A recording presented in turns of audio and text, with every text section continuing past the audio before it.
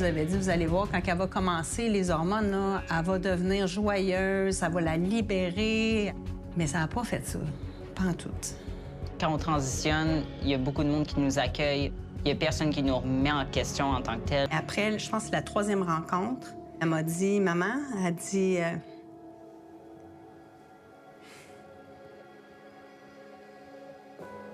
Finalement, je suis un garçon trans. Parce que je préfère être un garçon efféminé qu'une femme butch. Mais tout n'est pas si simple. Clara est instable, impulsive et hypersensible. Plusieurs professionnels détectent des traits TPL, le trouble de la personnalité limite. Ses parents évoquent cette hypothèse avec la psychologue. J'ai demandé, mais pourquoi ça serait pas TPL? Je voulais voir sa réaction. Elle m'a répondu que TPL n'existe pas. Les TPL sont des transgenres. Au Québec, pour amorcer une transition médicale, il faut au moins une lettre de recommandation d'un professionnel. Clara l'obtient et passe à la première étape. En premier, on reçoit du Lupron.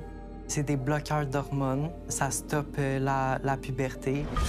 Le Lupron, un médicament qui freine la production d'hormones pendant la puberté et permet à l'ado de réfléchir à son genre. Depuis 2010, les prescriptions des adolescentes ont sextuplé selon les données de la RAMQ. Et une étude montre que 9 ados sur 10 qui prennent des bloqueurs continuent vers une transition médicale. Ça a arrêté mes menstruations immédiatement. Clara passe à la prochaine phase, la testostérone. Elle a 15 ans et au Québec, il n'y a pas d'âge minimum pour en recevoir. En 2013, 10 jeunes filles de 14 à 17 ans ont reçu des prescriptions de testostérone. En 2023, elles étaient 97. J'ai commencé à avoir plus de pilosité. Puis aussi, ma voix est devenue plus grave. Encore là, j'aimais pas plus ce que je voyais qu'avant. Elle nous avait dit, vous allez voir, quand elle va commencer les hormones, là, elle va devenir joyeuse, ça va la libérer. Mais ça n'a pas fait ça, pas en tout.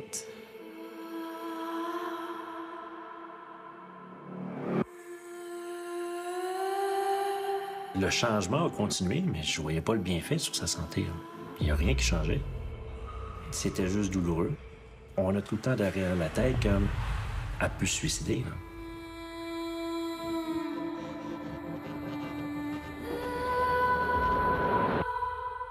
Après 4 mois de testostérone et plusieurs tentatives de suicide, Clara est internée à l'hôpital Rivière-des-Prairies. Ses parents veulent savoir, leur fille a-t-elle ou non un trouble de la personnalité limite? Quand j'ai dit que la clinique nous avait dit que les TPL n'existent pas et qu'ils sont transgenres, les médecins en place et psychologues ont sauté, puis ça a été un « quoi? Qu'est-ce qu'elle a dit? » Puis là, ils se disent « Voyons, l'hôpital est rempli de TPL. » L'hôpital remet en question le diagnostic de dysphorie de genre. Leur psychologue recommande une thérapie et fait cesser les injections de testostérone. Mais à sa sortie de l'hôpital, Clara recommence à s'injecter et elle retourne directement chez sa psychologue. Les séances, à chaque fois que ça finit, je dis de quoi vous avez parlé? Bien, que j'avais le droit légalement de demander d'aller dans les toilettes pour hommes. De ça. J'ai dit, OK, mais avez-vous parlé d'autre chose? As-tu fait une thérapie? C'était jamais à propos d'une thérapie. J'ai dit, ça va faire. Là. J'ai dit, on parle juste de ça. Je vous paye pas pour lui la renseigner au niveau des points légaux, puis qu'est-ce qu'elle peut faire, puis qu'est-ce qu'elle peut militer. Moi, je voulais qu'elle vous voie pour que vous puissiez l'aider. Puis ça a été la dernière rencontre parce que là, clairement, elle l'aidait pas. De son côté, Jane veut passer à la prochaine étape, la mastectomie.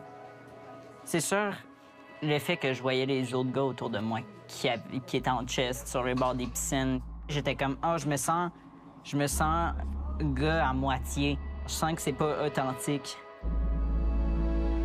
1 an et demi après sa première dose, Jane se fait enlever les 2 seins dans une clinique privée. C'était en août dernier, elle venait d'avoir 18 ans. Clara, elle, en avait 17.